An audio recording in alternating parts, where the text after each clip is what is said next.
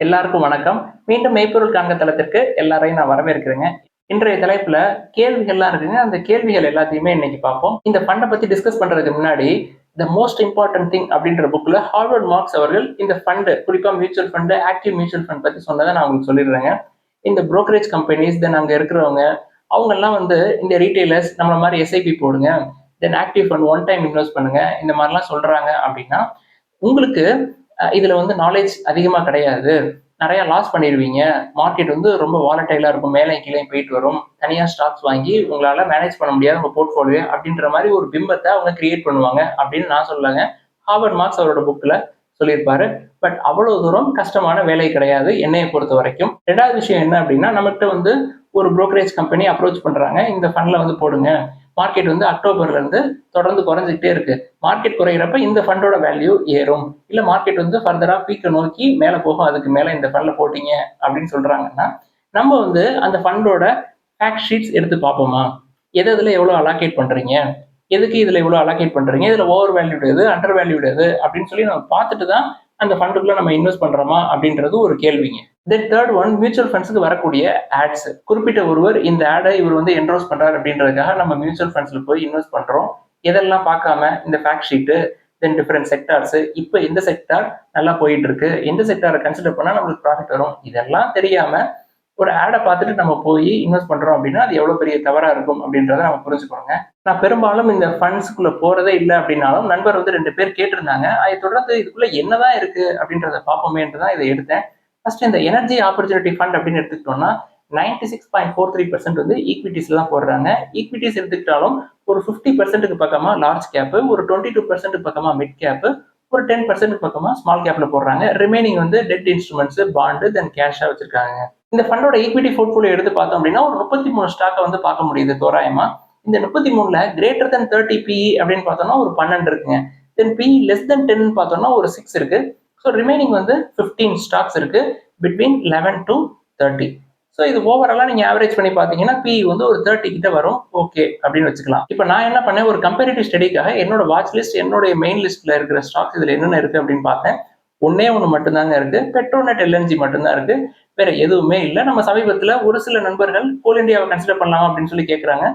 இப்போ ஒரு சில நாட்களாக கோல் இந்தியாவை பத்தி நம்ம பேசிட்டு இருக்கோங்க. இதுல என்னென்ன ஸ்டாக்ஸ் இருக்கு அப்படின்னு சொல்லிடுறேனே. Reliance Industries, BPCL, NTPC, IOCL, GAIL, Gujarat state Petronet, கல்பட் power, Petronet, Thermax, ABB power products, CESC, Torrent power, HEG, Honeywell automation, NHPC, power grid, Gujarat gas, energy exchange, Savita oil, ONGC, graphite India, GETD, rural electrification, IGL, PFC, Adani energy solutions, oil India, coal India, then Shivalik bimetal, tube investments, INOX, ACEM, Chemplast, இந்த நிறுவனங்கள்லாம் இருக்குங்க. இதுல ஒரு 2 நிறுவனங்களுக்கு 100க்கு மேலேயே இருக்குங்க PE. Adani energy solutions 132, then ABB power products and system 187. Then இதுல ஒரு சில ஓவர் வேல்யூட் ஸ்டாக்ஸ், அதாவது 30க்கு மேல விட்டுருங்க, அதுக்கு மேல ஐனெக்ஸ் 45ல இருக்கு, tube investments 63, Indian energy exchange 41, then Honeywell automation 58, HEG 41, then torrent power 32,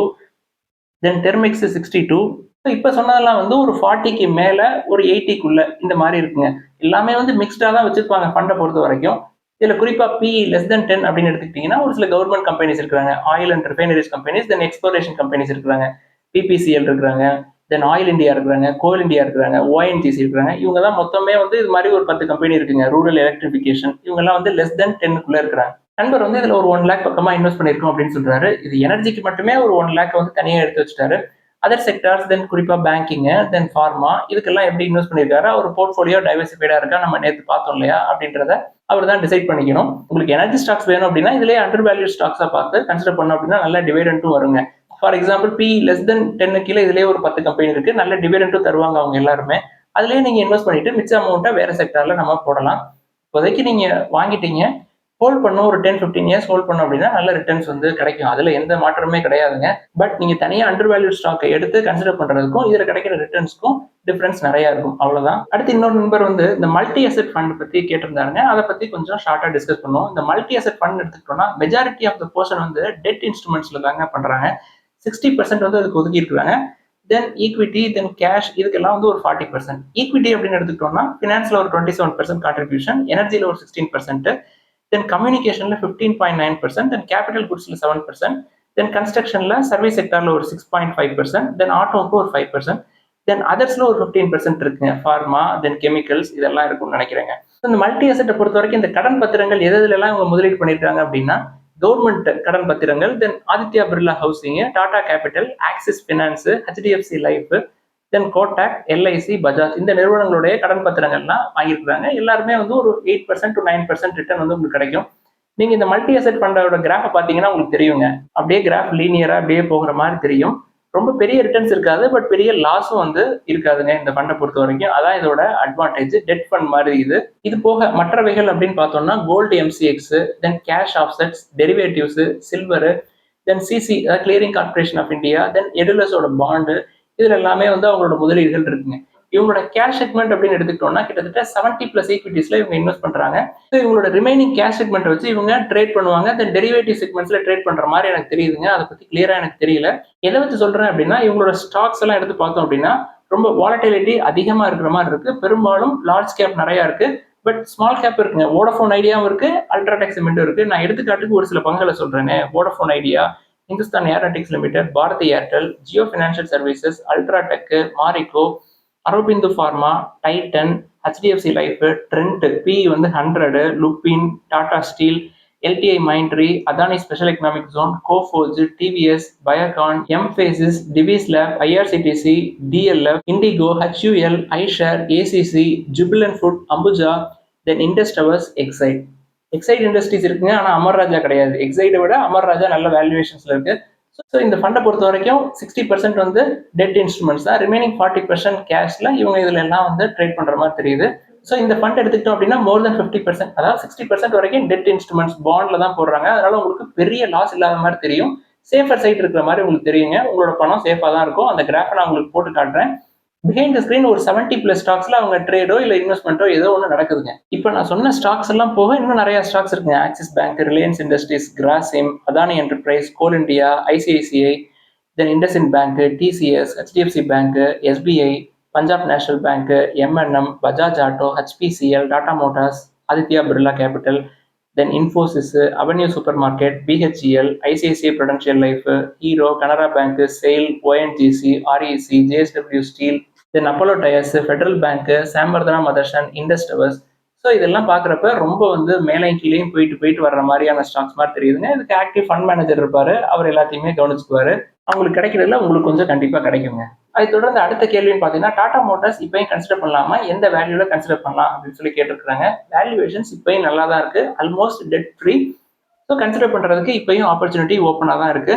மசக் and talk அப்படின்ற நிறுவனத்தை பத்தி கேட்டிருக்காங்க, எப்போ கன்சிடர் பண்றதுன்ட்டு. இப்பயும் ஓவர் வேல்யூடா தாங்க இருக்கு, 41 PE இருக்கு.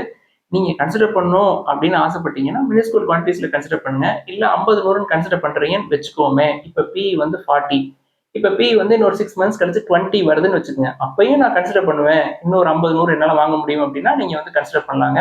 PE 20க்கு வருதுன்னா என்ன எடுத்துங்க, ஒன்னு ஷேர் பிரைஸ் குறைஞ்சிருக்கணும், இல்ல ப்ராஃபிட் ஏறி இருக்கணும். ப்ராஃபிட் அவ்வளவு உடனே ஏறதுக்கு வாய்ப்புகள் இல்லை. அடுத்து Nippon India asset management company எப்படி சார்னு கேட்கறாங்க. நம்ம 2 or 3 டைம் சொல்லிட்டோங்க லாஸ்ட் ஒரு 10 daysல. அது எனக்கு இன்னுமே ஓவர் வேல்யூடா தான் தெரியுது.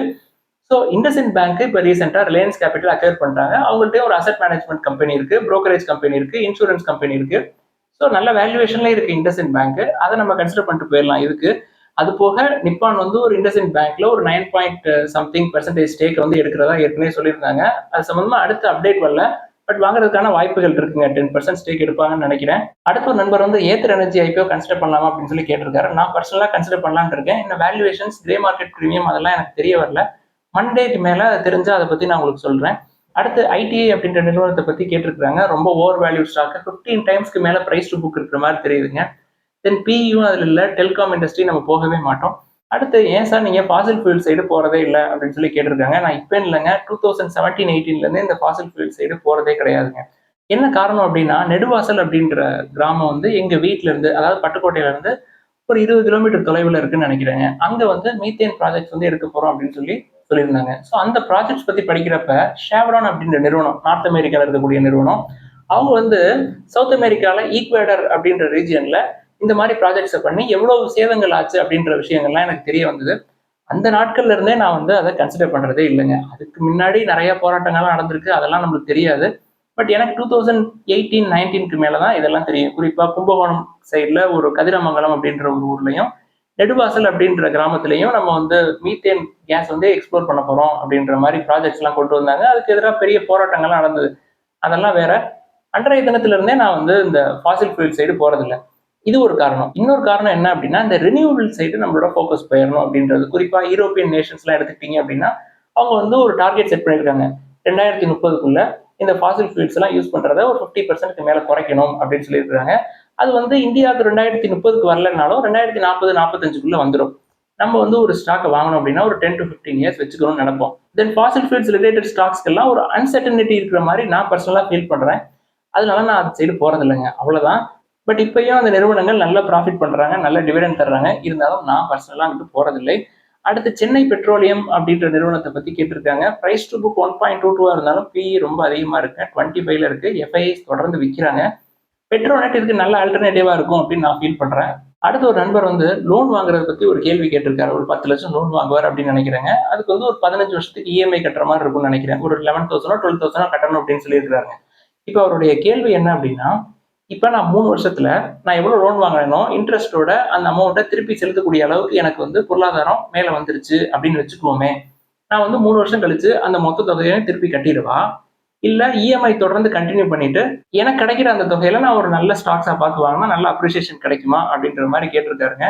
எனக்கு என்ன ஒரு சந்தேகம் அப்படின்னா, இது பர்சனல் லோனா, கோல்டு லோனா, இல்ல ஹவுசிங் லோனா, இல்ல வெஹிக்கிள் லோனா, இது என்ன மாதிரியான லோன் அப்படின்றது எனக்கு ஃபர்ஸ்ட் தெரியலங்க. ஏன்னா ஒன்னொன்னுக்கும் ஒவ்வொரு இன்ட்ரெஸ்ட் ரேட் இருக்கும். இப்போ ஹவுசிங் லோன்னா உங்களுக்கு கம்மியா இருக்கும். தென் பர்சனல் லோன்னா 10%க்கு மேல இருக்கும். 15% வரைக்கும் இருக்குன்னு வச்சுக்கோங்களேன். பட் என்னைய பொறுத்த வரைக்கும் உங்களுக்கு ஒரு 3 வருஷம் கழிச்சு லோன் அமௌண்ட்டை க்ளோஸ் பண்ற அளவுக்கு உங்களுக்கு அசெட் டெவலப் ஆயிடுச்சு அப்படின்னா, கொண்டு போய் இந்தாடா பணத்தை வச்சுட்டு ஆளை விடு அப்படின்னு சொல்லிட்டு பணத்தை கொடுத்துட்டு லோனை க்ளோஸ் பண்றது பெஸ்ட்டுங்க. அதுக்கப்புறம் உங்களுக்கு கிடைக்கக்கூடிய பணத்துல நீங்க கொஞ்சம் கொஞ்சமா இன்வெஸ்ட் பண்ண ஆரம்பிக்கலாங்க. இது வந்து பர்சனலா எனக்கு இப்படி ஒரு சுச்சுவேஷன் வந்துச்சு அப்படின்னா நான் இப்படிதான் பண்ணுவேன்.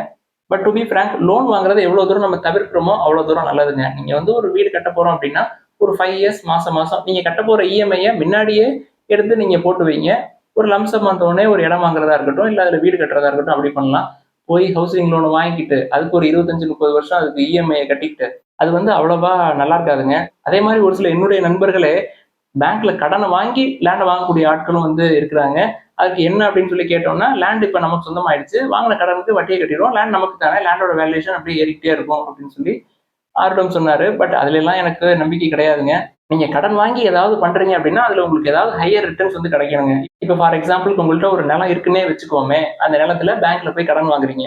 கடன் வாங்கி ஒரு 25 லட்ச ரூபாய் கடன் வாங்கி ஒரு வீடு கட்டுறீங்க. ஸோ 25 லட்ச ரூபாய்க்கு கடன் வாங்கி வீடு கட்டினா எவ்வளவு பெரிய வீடு வரும் அப்படின்றது எல்லாருக்குமே தெரியும். இப்ப திருச்சியில நாங்க இருக்கிற ஏரியால ஒரு 10,000 ரூபாய் வாடகைன்னு வச்சுக்கோங்க. 12 மாசத்துக்கு 1,20,000 ரூபாய் வருதுன்னு வச்சுக்கோங்களேன். நீங்க 25 லட்ச ரூபாயை கொண்டு போய் பாண்ட்ல போட்டீங்கன்னா 10% இயர்லி இன்ட்ரெஸ்ட் ரேட்டுக்கு இது மாதிரி டபுளா உங்களுக்கு கிடைக்குங்க. இந்த வீட்டுக்கு நீங்க செலவு பண்ற மெயின்டெனன்ஸ், தென் டாக்ஸ் இதெல்லாம் கழிச்சீங்கனாலே உங்களுக்கு 4%, 5% தாங்க ரிட்டர்ன்ஸ் வரும். இதுவே அதிகம். ஸோ இந்த ரிட்டர்ன்ஸை வச்சு பேங்க்ல கொண்டு போய் நீங்க கடனை அடைக்க முடியாதுங்க. ரொம்ப கஷ்டம். ஸோ சென்டிமெண்டெல்லாம் நம்ம போறதுக்குள்ள ஒரு வீடை வாங்கிடணும், இல்ல நிலத்தை வாங்கிடணும், அதுல வாங்கி ஒரு வீடை கட்டிடணும் அப்படின்னு சொல்லி கடன் வாங்கி வீடு கட்டி மாட்டின ஆட்கள் என்னுடைய நண்பர்களும் இந்த கேஸ்லயும் நிறைய இருக்கிறாங்க. 35 வருஷம், 25 வருஷம்லாம் இஎம்ஐ கண்டினியூஸா இருந்துகிட்டே இருக்கும் அவங்களுக்கு. அது ஒரு ஸ்ட்ரெஸ்டாவே இருக்கும். இப்ப வீடு நிறைய இருக்குங்க. போய் உங்களுக்கு பிடிச்ச வீட்டுல ஒரு 7,500 ரூபாய், 10,000 ரூபாய் வாடகை கொடுத்தோமா, அந்த வீடு பிடிக்கலையா, இன்னொரு வீட்டுக்கு போனோமா, ஜாலியா என்ஜாய் பண்ணோமா அப்படின்னு இருக்கிறத விட்டுட்டு இஎம்ஐ கட்டிக்கிட்டு அதெல்லாம் சரியே வராதுங்க. நம்ம கிட்ட எக்ஸஸா அமௌண்ட் இருந்தது, கடனே வாங்காம நிலம் வாங்கலாம், கடனே வாங்காம வீடு கட்டலாம் அப்படின்னா நம்ம வந்து அதை ட்ரை பண்ணலாம். ஸோ இதெல்லாம் தான் இன்னைக்கு டிஸ்கஸ் பண்ணணும்னு நினைச்சோம். ஏதாவது சந்தேகங்கள், கேள்விகள் இருந்தா எல்லாத்தையும் எழுதுங்க. தொடர்ந்து டிஸ்கஸ் பண்ணுவோம். எல்லாருக்கும் நன்றி.